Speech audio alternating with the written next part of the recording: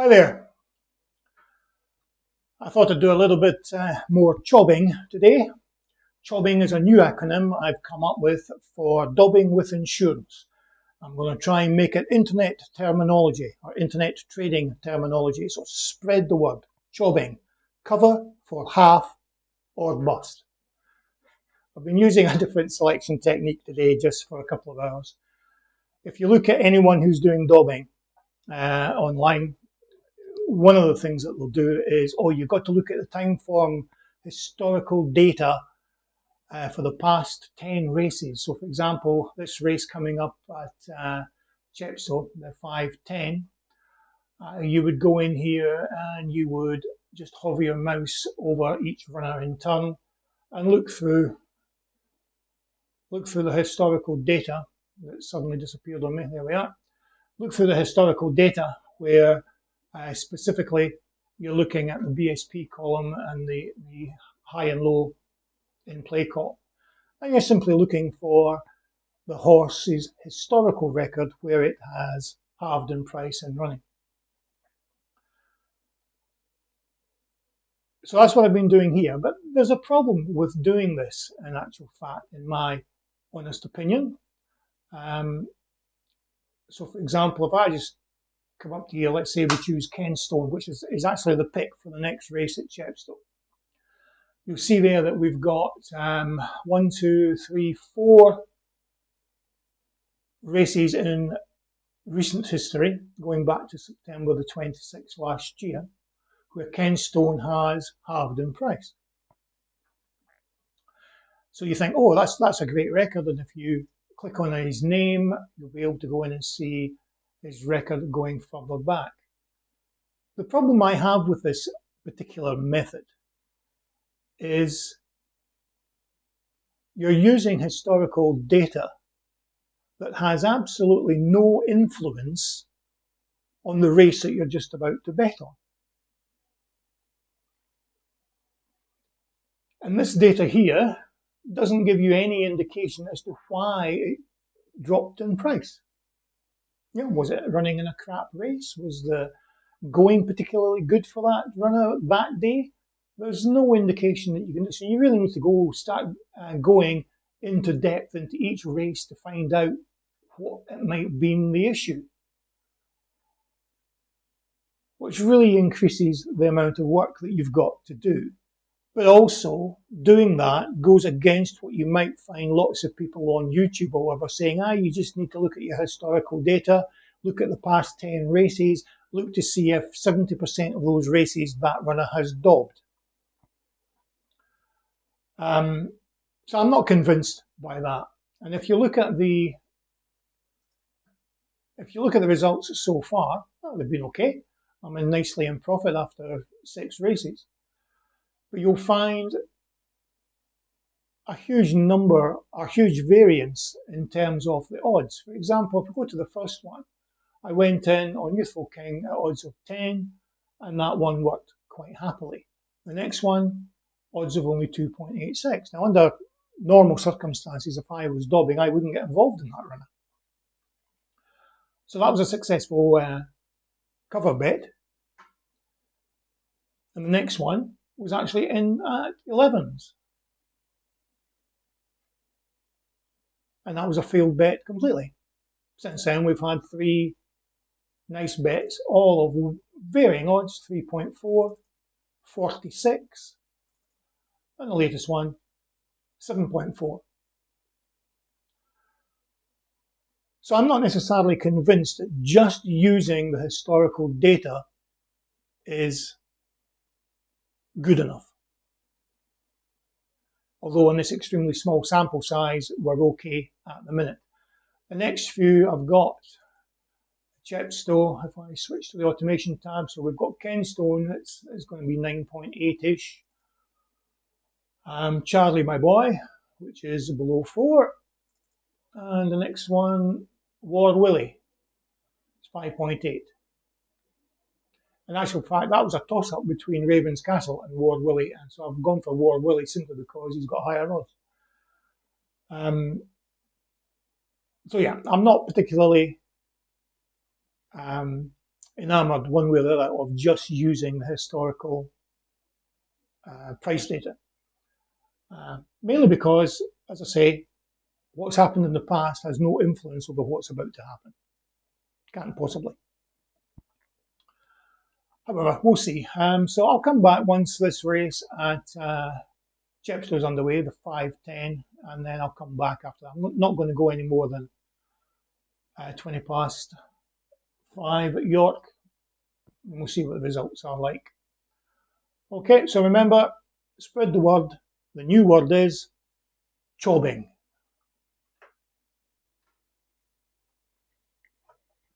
Okay, the Chepstow 5:10 is about to start, and just to remind you, my selection is Kenstone, but it's worthwhile looking at the race again on time form.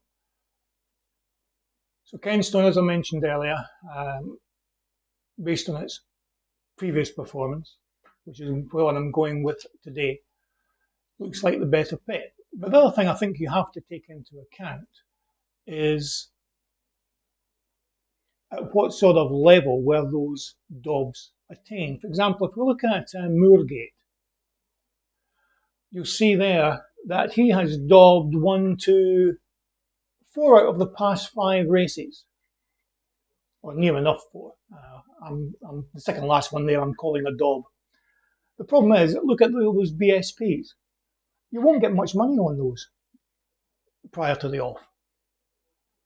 And so would that be a viable dob if you can only get pennies on? So when I come across a record like that, I just ignore it. I don't think there's any point. Similarly, I don't think there's any in this race, but similarly, if you were to go to the opposite end, where historically someone's been winning races, but they've been short prices, around evens or less, you can't count those either because they're not dobs. So you have to be wary of and much more selective, I think. Well, that's my personal opinion anyway. So if we just get rid of that and have a look at this race, you can see we've already chobbed. I'm going to get that working, I'm telling you. So all we need to do now is green up across the board for £50, and that'll be another successful one to add to the pile here. So we've had one failure, and there we go, perfect. In actual fact, Keystone might go on to win, which will be good.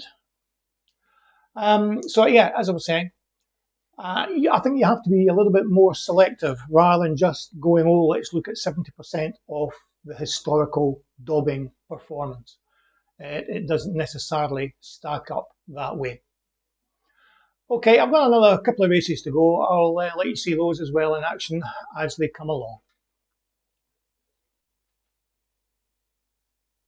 This market is now in play.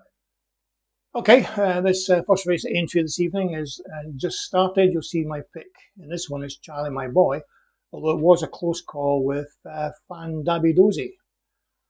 So it may be worthwhile keeping a little eye on that runner. Certainly with Charlie My Boy being a little bit lower in price than I would prefer. But as long as the CHOB is taken, I'm determined to get you using that. As long as the CHOB is taken, we'll be okay.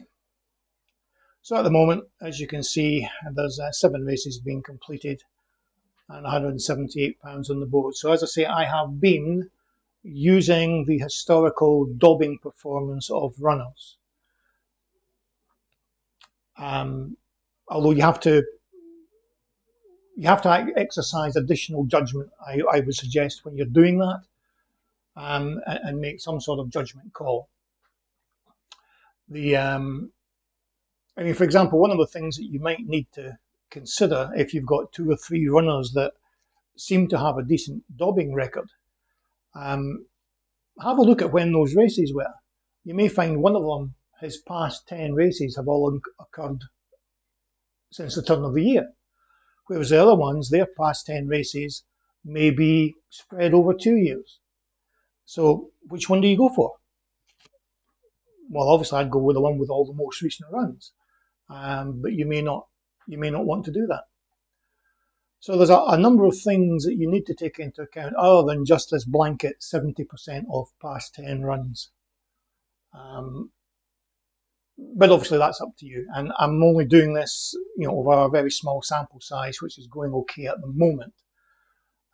But it's not, you need to do a heck of a lot more to make sure you're okay.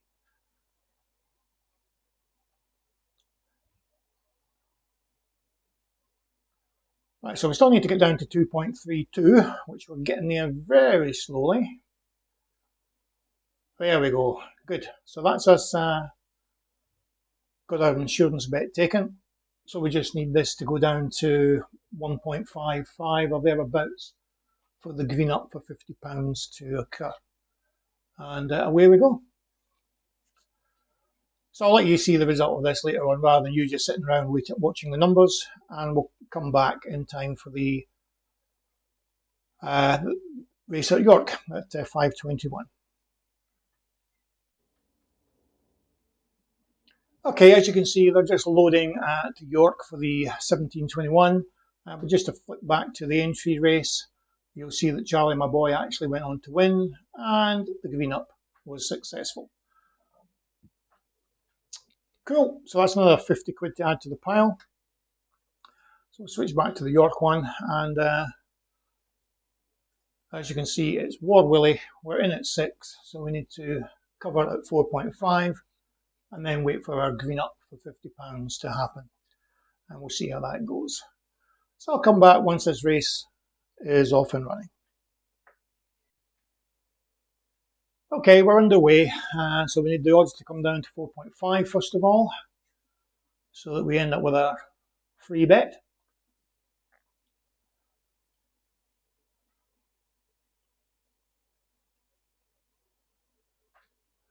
Now, the other thing, of course, about using the historical DOBing record for runners is that people advise you to do that when you're DOBing.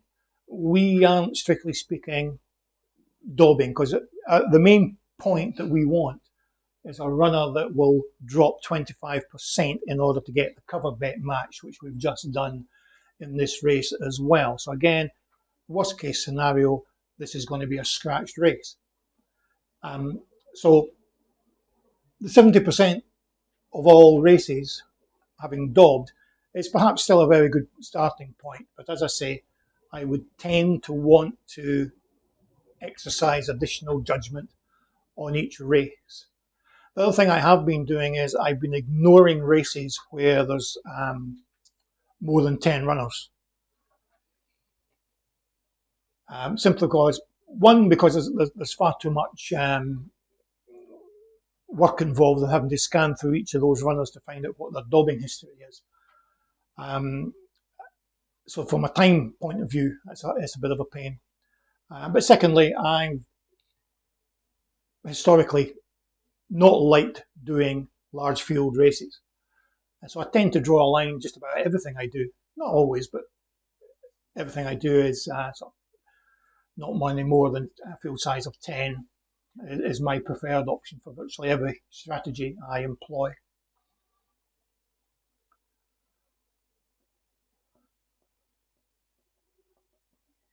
Now, the other runner in this race that I was toying with was Ravenscraig Castle. But I actually chose War Willie simply because he had the higher odds. There wasn't a huge amount to pick between them, to be perfectly honest.